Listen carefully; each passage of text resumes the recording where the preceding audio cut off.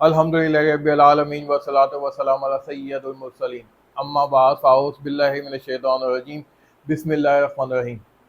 साथियों, अगर आप भी तफसीर कुरान या हदीस का इल्म, रोज़मर्रा के जो मामलात हैं और इसके साथ साथ शरीयत की रोशनी के अंदर हमारे लिए क्या चीज़ बेहतर है और क्या चीज़ बेहतर नहीं है, सीखना समझना चाहते हैं तो अन-नबा सीरीज़ जो है वो आप ही के लिए है।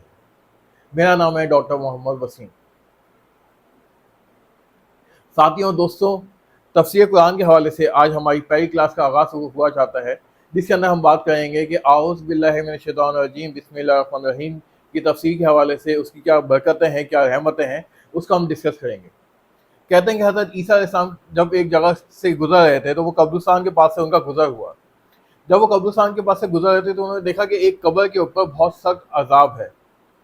जब वो वापसी आते हैं तो देखते हैं कि उस कब्र के ऊपर से जो है वो अजाब जो है वो उठ जाता है और जो मुर्दा है अंदर वो राहत के अंदर है। उनको बड़ी तशवीश होती है। वो दरियाफ़्त करते हैं कि या अल्लाह, ये क्या मामला है कि पहले तो उसके ऊपर अजाब था लेकिन अब इसके ऊपर से अजाब जो है वो उठा लिया गया है। अल्लाह ताला फरमाते हैं कि इस शख्स ने मरने से पहले वसीयत की थी कि मेरी जो औलाद है वो हिफ्ज़ करे, वो कुरान पढ़े। इसका जो बच्चा है, जब इसकी डेथ हुई है, उसकी जो बेगम थी वो उस वक्त हामला थी। जब इसका बच्चा थोड़ा बड़ा हुआ तो वो कुरान सीखने के लिए चला गया और जब कारी साहब ने उसको ये कहा कि भाई आऊज़ बिल्लाह पढ़ और बिस्मिल्लाह पढ़, तो इस बच्चे ने जब रहमान का वर्ड पढ़ा तो मेरी गैरत आ गई कि इसका जो बच्चा है, इसकी जो औलाद है, वो दुनिया के अंदर रहमान पुकार रहा है, तो मेरी तो सिफ्त है रहमान, तो मैं उसके गुनाह इस बरकत से, रहमान की बरकत से उसके गुनाह माफ़ कर दिए गए, उसके ऊपर से जो अजाब है वो उठा लिया गया। सुभान अल्लाह। दोस्तों, आप अंदाज़ा लगाएं कि ये बिस्मिल्लाह की कितनी बरकतें हैं, कितनी रहमतें हैं, जिसे हम नज़रअंदाज करते हैं। शैतान मरदूद से पनाह मांगने के लिए हमें कहा गया, इसलिए कहा गया कि जब भी हम कोई अच्छा काम स्टार्ट करें तो हम उससे पहले आऊज़ु बिल्लाहि मिनश शैतानिर रजीम पढ़ें। कोई भी नेकी का काम हो, आप तिलावत कुरान करें तो हमने आऊज़ पढ़ना है, शैतान से पनाह मांगनी है। क्यों? क्योंकि इब्लीस जो है, जो शैतान मरदूद है, वो हमारा खुला दुश्मन है। वो चाहता ही नहीं कि इंसान जो है वो नेक काम करे, इंसान जो है वो नेकी के काम की तरफ आए। हम अक्सर देखते हैं जब कभी हम नेकी के काम की तरफ जाते भी ना, हमारा जो दिल है वो उठ जाता है। हमारा जो दिल है, जो असल जो मोहब्बत है, जो इश्क है, नेकी के काम से हमें हासिल नहीं होती। वो चाहे नमाजें हों, चाहे तिलावत कुरान पाक हो, या इसके अलावा कोई और काम हो, कोई और माजरा हो। ये जो छोटी छोटी चीज़ें हैं कि आउज़ बिल्लाह पढ़ना है, बिस्मिल्लाह पढ़ना है, किसी काम से स्टार्ट करने से ये क्या करता है कि उस काम के अंदर रहमतें और बरकतें नाज़िल फरमा देता है। हमें भी ये अपनाना चाहिए कि कोई भी जब काम स्टार्ट करें तो हम शैतान मरदूद से जो है पनाह मांगें। कहते हैं कि जब मियाँ बीवी भी जब आपस में जब मुलाकात करें और उस वक्त वो आउज़ बिल्लाह पढ़ें, और इसके साथ साथ जब अल्लाह उनका हमर ठहरा देता है और जो औलाद होती है उनके उस मिलने की वजह से, तो अल्लाह इतनी बरकत अता करता है कि उस औलाद को शैतान मरदूद से पनाह दिलवा देता है।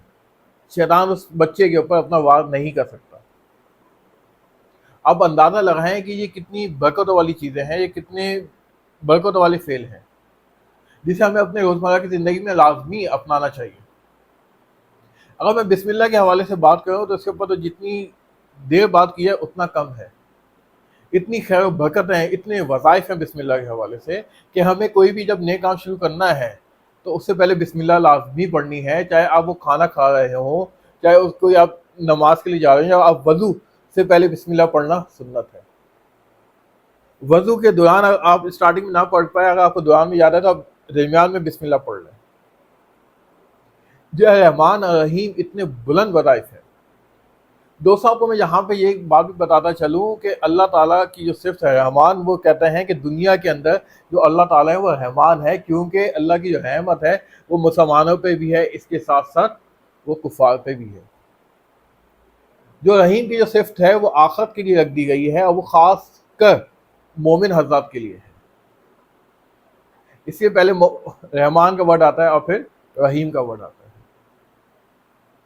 अब अंदाज़ा लगाएं कि बिस्मिल्लाह की इतनी खैर बरकतें हैं, और कहा जाता है कि अगर कोई शख्स, कोई बख्श शख्स कोई गलत काम करने से पहले, मसलन हराम खाने से पहले, या ज़ना से पहले, या इसके साथ साथ कोई सूद खोरी कर रहा है, उससे पहले वो बिस्मिल्लाह पढ़ लेता है تو جہاں تک کتابوں میں لکھا گیا ہے تو وہ ایمان سے خارج ہو جاتا ہے، وہ کافر ہو جاتا ہے، یہاں تک سخت مذمت کی گئی ہے کہ یہ اتنا بڑا گناہ ہے۔ کیوں؟ کیونکہ وہ کرتا کیا ہے کہ جو اللہ نے جو چیز حرام قرار دے دی ہے اس سے پہلے وہ بسم اللہ پڑھ رہا ہے، اور اس چیز کو ناؤذ باللہ وہ کہیں یہ ثابت کرنے کو کر رہا ہے کہ یہ کام حلال ہے۔ آپ اندازہ لگائیں۔ اور کہا جاتا ہے کہ جس سے آپ کو محبت ہوتی ہے اس کا جو ذکر ہے ہر وقت ہمارے لبوں پہ ہوتا ہے۔ کہا جاتا ہے اس لیے کہ کوئی بھی آپ کام سٹارٹ کریں اس سے پہلے بسم اللہ لازمی پڑھیں۔ بسم اللہ پڑھنے کا فائدہ کیا ہوگا کہ کبھی کوئی شخص گناہ کی طرف جا رہا ہوگا اور اس کو عادت ہوگی اس کی زبان کو، اس کے دل کو اس ذکر کی، تو ہو سکتا ہے اس کو شرم آ جائے، اس کو غیرت آ جائے کہ یار یہ میں کیا کام کرنے جا رہا ہوں۔ کیونکہ جب اس کی لب پہ بسم اللہ آئے گی تو وہ کام سے دور ہوتا جائے گا، اس غلط کام سے وہ دور ہوتا جائے گا۔ یا آپ نے خود بھی سنا ہوگا کہ کھانے سے پہلے بھی کہتے ہیں کہ بسم اللہ پڑھو تو شیطان اس کھانے میں اپنا حصہ نہیں بنا پاتا۔ بسم اللہ الرحمن الرحیم کی اتنی خیر و برکتیں ہیں، اور ہم کیا کرتے ہیں کہ ہمارے لب جو ہیں وہ عادی ہی نہیں ہو پاتے ان چھوٹی چھوٹی چیزوں کی، لیکن اس کی برکتوں کا آپ اندازہ لگائیں۔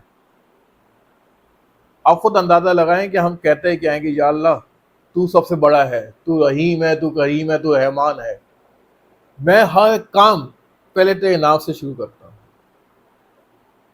توحید کا کتنا بلند اقرار ہے، میں ہر کام تیرے فضل سے کرتا ہوں، میں ہر کام تیرے نام سے شروع کرتا ہوں۔ اس کی خیر و برکتیں پہ آپ اندازہ خود لگائیں کہ اس کام میں شامل ہوں گی یا نہیں ہوں گی۔ بے پناہ برکتیں نازل ہوں گی اس میں، بے پناہ برکتیں۔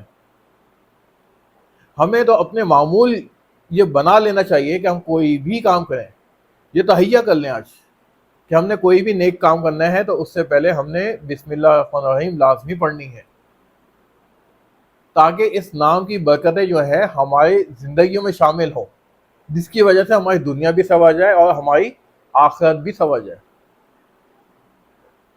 دوستو، اگر آپ کو میرا پیغام جو ہے وہ سمجھ آ رہا ہے تو میری ویڈیو کو آپ نے لازمی شیئر اور لائک کرنا ہے، اور مجھے کمنٹ میں بھی آپ نے لازمی بتانا ہے کہ آخر ایسا معاملہ کیوں ہوتا ہے، یہ ماجرا کیوں ہوتا ہے کہ ہم اس چیز سے کر نہیں پاتے، ہم بسم اللہ سے کوئی بھی کام شروع کر نہیں پاتے، ہماری عادتیں بن نہیں پاتی۔ یہ مجھے کمنٹ میں لازمی بتائیے گا، اور تفسیر قرآن کے اگلے حصے کا آپ لازمی انتظار کریے گا، انشاءاللہ وہ ویڈیو جلدی آئے گی۔